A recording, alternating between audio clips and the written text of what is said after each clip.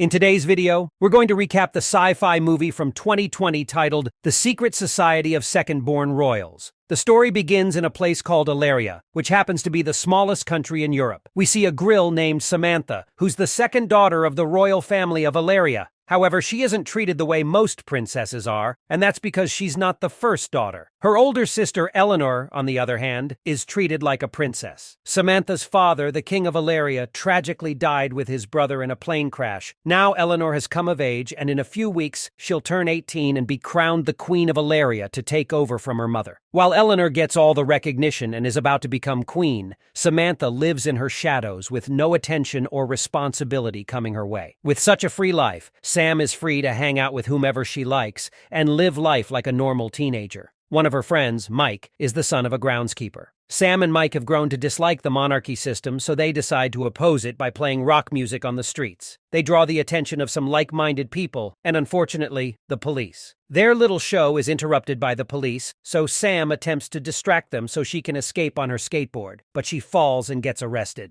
Afterward, she's taken back to the palace where she meets her mother. Sam tells her mother that the people don't like the system of government in Ilaria, but the queen explains to her that those are just a few people. The next day, Sam goes to school and is approached by another second-born royal daughter named Roxana, who is a popular influencer on social media. Elsewhere, we see a high-security prison designed to keep the most dangerous criminals. Inside, the guards sneak food to a man identified as inmate 34. Inside the food, he finds a capacitor which he connects to a device. He then uses the device to deactivate his collar, allowing him to regain his powers. With his powers restored, he uses telekinesis to push down the glass door of his cell and escapes from the prison. Meanwhile, back in Ilaria, Mike and Sam are rehearsing in a studio for their concert that will be held inside the palace. Mike invites her to another concert and she agrees. Sam suddenly smells the garlic from Mike's mouth, and he's shocked that she's able to do that because he ate it days ago. Sam looks around the room and comes across a box of some of her father's stuff. She remembers how close they were and how much he loved her. Sam attends a pre-event before Eleanor's coronation, but when she sees several texts from Mike, she remembers that she promised to go with him to the concert that same night. As a result, she comes up with an excuse, lying to her mother. She then changes into her rock girl clothes before sneaking out of the castle. Later, Sam meets up with Mike, but unfortunately they don't have ID cards and aren't allowed into the club. However, they see the workers entering through the back door and Sam somehow zooms in on the door and sees the passcode that they put in. Using the code, they enter the club through the back door and enjoy the concert.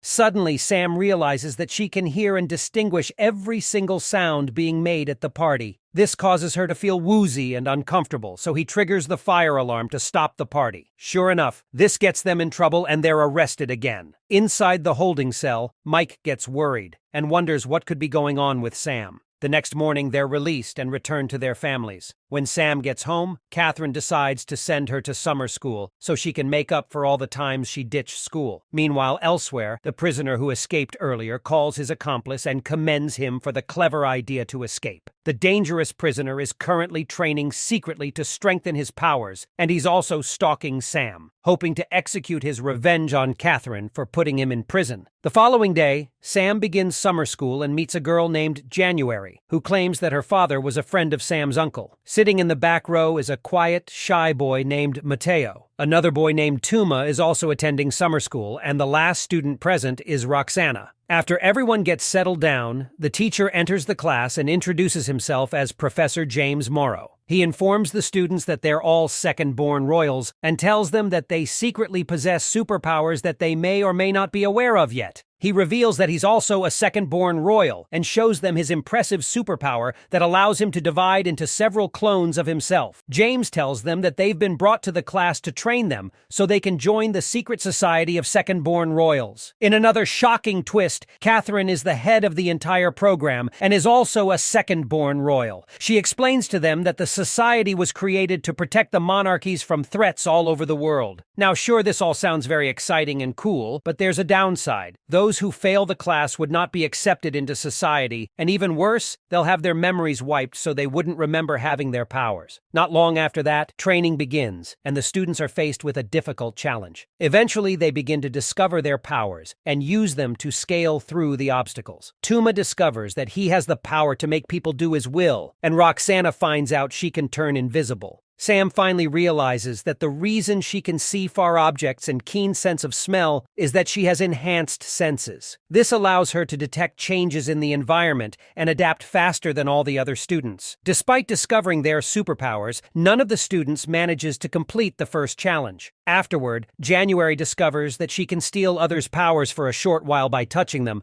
while Mateo finds out that he has the power to control insects. The next day, James informs the students that their next challenge is to learn to control their unique powers now that they've discovered them. Sam is placed in a room full of speakers and asked to listen to many different voices simultaneously so she can focus and sharpen her senses. James gives Tuma a dog named Charlie and asks him to improve the dog's interactions with others. Elsewhere, Roxana is placed under extreme weather conditions and asked to use her powers while Mateo practices his power by attempting to control many insects. As for January, she's taken to a swimming pool and asked to maintain the stolen power from a girl named Anna. Her power is breathing underwater, and January is asked to see how long she can stay with Anna's power underwater. Later that day, James tests Sam's sense of smell by bringing the students poisoned food. Elsewhere, Mike's father sees him trying to contact Sam, so he advises him not to get too close, reminding him that the Royals are way out of his league. The following day, Catherine takes Sam to an underground headquarters where special high-tech weapons are kept. She shows her a DNA-based nano device that can target specific people using their genetics. Catherine also gives Sam a few tips to help her master her powers. Soon the students finally master their powers, except Roxana, who's still having a hard time with hers. Seeing this, James comes up with a plan. He deliberately threatens to do a live stream video of Roxana with teary eyes and messy hair. The moment he turns the camera to her, she immediately turns invisible, and he realizes that she just needed a push. Now, all the students have mastered their powers to a certain degree, making James and Catherine very proud. That night, Sam is about to sneak out to go to a street concert with Mike, but then James alerts them that they're going on their first mission. Soon, they arrive at the museum where their job is to protect a jewel from being stolen.